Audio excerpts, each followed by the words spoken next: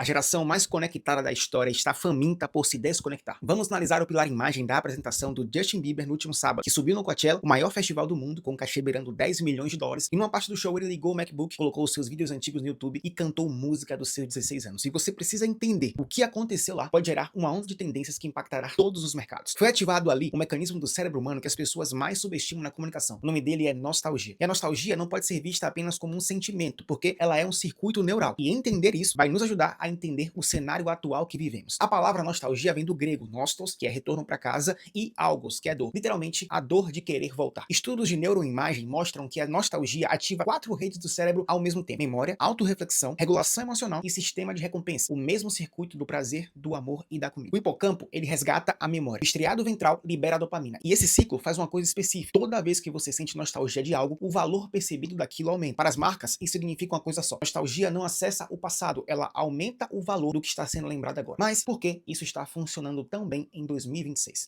Porque vivemos num ciclo de sobrecarga de estímulo. As pessoas vivem cada vez mais conectadas num celular, mas se sentem desconectadas da realidade. Aquela realidade que ela ainda está presa e lembra como a melhor época da sua vida. E num mundo assim, aparecer com continuidade, com história, com memória, isso vira escasso. Ao invés de trazer um novo show, Bieber trouxe algo que quase não existe mais, que é a profundidade de tempo. E no Coachella, ele ativou 3 respostas emocionais de uma vez. O primeiro foi memória autobiográfica, porque o público não relembrou só as músicas, ele relembrou a própria adolescência, o celular que tinha na época, a fase da vida inteira que estava vivendo quando aquelas músicas tocaram pela primeira vez. A segunda coisa é a continuidade, porque ele não apareceu ali como uma relíquia, ele apareceu como alguém que atravessou o tempo com a mesma essência, e você não descarta quem durou. E o terceiro foi uma reparação simbólica. Quem acompanhou os anos de crise, leu o show como uma resolução dessa crise, um menino turbulento que chegou ao outro lado inteiro. Agora para um segundo, porque essa análise não é só sobre ele. Você também tem um passado, você tem uma história, e a pergunta é: que memória que as pessoas têm de você que você ainda não usou como ativo de marca? E talvez você não tenha isso construído, porque você está focado só em vender aqui no digital, não em gerar valor. Você só quer criar o conteúdo que traga lead, que traga as views,